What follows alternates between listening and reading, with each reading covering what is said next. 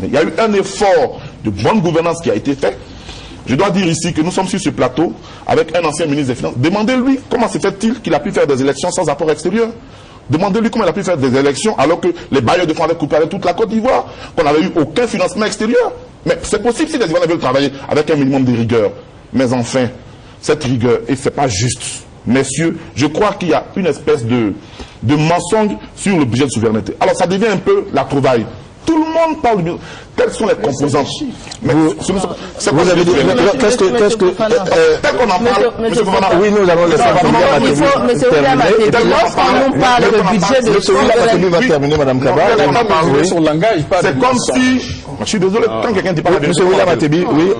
Le budget de souveraineté, qu'on nous dise... Il comporte quoi? Parce que tout le monde sait ce qu'ils comportent. Ils en parlent comme si c'était l'argent de poche de la République. C'est pas exact.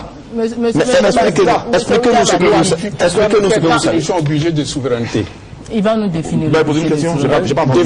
Définir le budget de souveraineté. Ça va dans ma poche ou ça va dans la poche de qui? Ça ne va pas dans la poche de quelqu'un, ni dans la vôtre, ni dans celle de quelqu'un particulièrement. Et le budget de souveraineté, le président de la République a dit qui existe dans tous les pays. Mais je vais vous dire, je vais vous faire une confidence. Plus l'État est en crise, est obligé à faire face à des crises, à des choses pour lesquelles il sort des règles habituelles, plus le budget de souveraineté est élevé, cher ami. Plus il est élevé. Plus il est élevé. Le budget de souveraineté, c'est justement le budget, c'est justement les ressources que dans un État, on met à la disposition du gestionnaire de l'État pour faire face à ce pourquoi il n'a pas toujours besoin de venir s'expliquer. Pour la simple raison que l'État exige parfois des réponses et des solutions pour lesquelles il faut avoir une manne de manœuvre suffisante. Et alors, qui cesse de faire croire s'il vous plaît, pour ça, vous attendrez qu'il finisse comme il a fait avec vous. Et nous allons continuer. Merci, M. Fofana.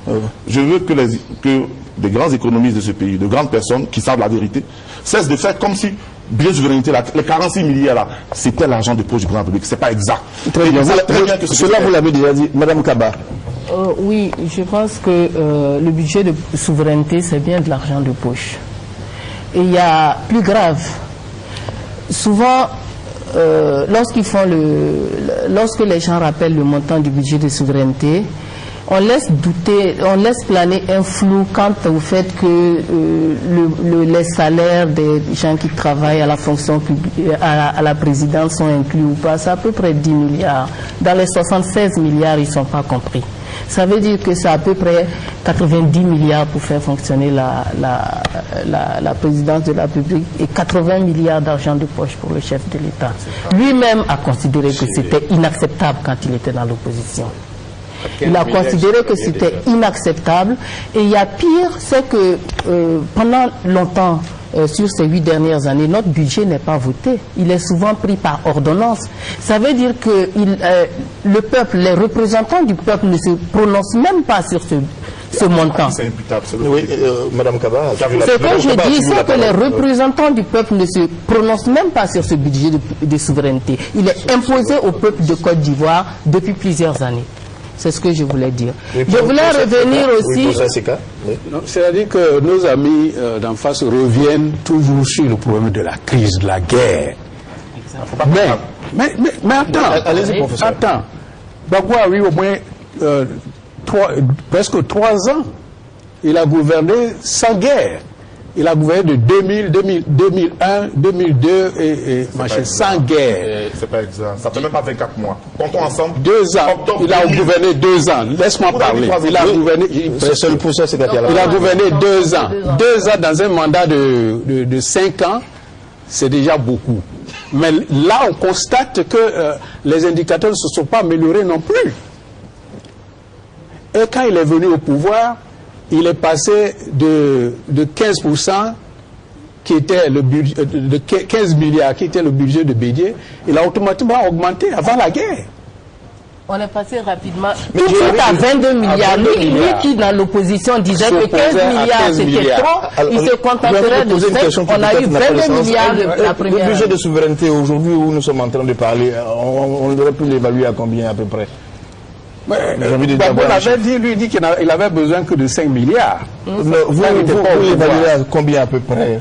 Non, mais vous faites diriger ce pays avec 4 milliards. Oui, en fait, ma question n'était pas celle-là vraiment. La question du budget de souveraineté. Le budget de souveraineté, moi, j'ai dit par exemple, un budget, ça se vote. Un budget, ça se vote ça c'est soumis donc aux représentants du peuple. On suppose que tout le monde, aussi bien le parti au pouvoir que l'opposition, est représenté à l'Assemblée nationale. C'est bien qu'en fin d'année, dans les délais requis, le budget de l'État de Côte d'Ivoire soit présenté devant les représentants du peuple et que sur chaque composante du budget, ces représentants puissent s'exprimer. Le budget de souveraineté fait partie donc... cela vous l'avez dit, je crois qu'il y a la relation tout à l'heure pour dire qu'en situation normale cela se fait. Moi je suis d'accord. Non, en fait, si 8 ans de situation anormale quand même, on devrait se poser des questions. On a une Assemblée nationale qui fonctionne. L'Assemblée nationale n'est pas suspendue. En 8 ans, on aurait pu, M. Atebi, présenter le budget à l'Assemblée nationale. C'est vrai que l'Assemblée nationale n'est pas suspendue. M. William Atebi est le meilleur député. On a président de l'Assemblée nationale avec... M. Atebi, comme moi-même, nous sommes députés. Voilà. Ce n'est pas nous qui fabriquons le budget. Le budget vient du gouvernement pour chez nous. Mais moi, je suis heureux que les Ivoiriens sachent aujourd'hui que Ouattara et le RHDP reconnaissent que l'Assemblée nationale existait. Parce que la thèse officielle du RDR a toujours été que cette assemblée était illégitime. Qu'il fallait la gommer, la dissoudre. Madame Diabaté Henriette l'a proclamé. Mais pour ça, illégitime, n'existe pas. C'est pas la même chose. Non seulement elle existe, mais on ne la reconnaît pas, elle n'a aucune valeur, elle n'a aucune validité, aucun texte ne doit y aller. Jusqu'à ce que, au retour de Marcoussi, ils entrent très officiellement dans le gouvernement, parce qu'ils y étaient déjà quelque temps avant, pour ensuite demander la dissolution de cette Assemblée nationale. Laissons tomber cela. Lorsque le budget ne vient pas à l'Assemblée, vous savez pourquoi? Parce que à Marcoussi, vous avez, je dis vous, tous les signataires des accords ont mis de côté les règles de bonne gouvernance qui étaient édictées, le programme de gouvernement que nous avions, ils l'ont mis de côté et ils ont adopté le programme de gouvernement de Marcoussi, qui en aucun cas ne demandait que le budget vienne à l'Assemblée. Et même quand c'était demandé, il fallait que cette Assemblée soit représentative, ce que vous contestiez, jusqu'à la tentative de dissolution et à la tentative de mise sous tutelle de notre pays. Alors, ne dites pas que le budget doit venir à l'Assemblée quand vous-même vous avez voulu dissoudre cette Assemblée. Monsieur Atebi, on va changer complètement après cela. Oui, tout à fait. Le budget n'est plus venu à l'Assemblée quand M. Charles Konan Banny a été Premier ministre. C'est ça qu'il faut dire. Il est au RHDP, il n'est pas ailleurs. C'est quand M. Konan Banny, c'est M. Konan Banny qui a dit qu'il n'envoie pas de budget à l'Assemblée parce qu'il ne lui... Alors comment pouvez-vous nous reprocher ça aujourd'hui alors que c'est vous-même qui n'avez pas voulu que le budget vienne à l'Assemblée? Mais enfin quand même, disons la vérité aux Ivoiriens. 2001, 2002, le budget venait. 2001, 2002, on a toujours voté le budget. Même pendant la crise, même 2003, on a voté le budget. C'est quand M. Banny est venu être Premier ministre, messieurs du RHDP, qu'il n'a plus voulu que le budget vienne à l'Assemblée. Et on s'est battu. On a insisté. Il n'a pas voulu.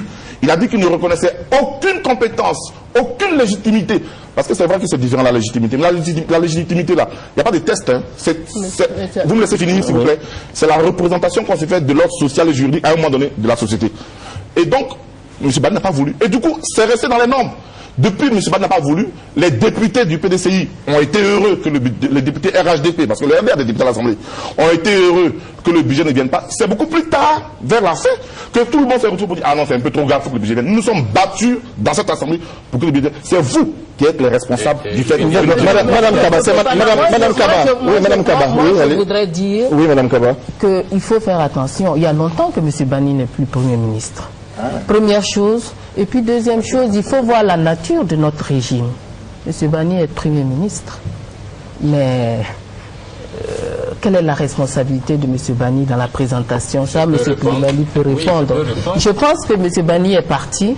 Peut-être que la majorité présidentielle a eu l'occasion d'amener le budget, maintes fois l'occasion d'amener le budget devant les parlementaires pour qu'ils se prononcent dessus. Oui, ils ne l'ont pas fait.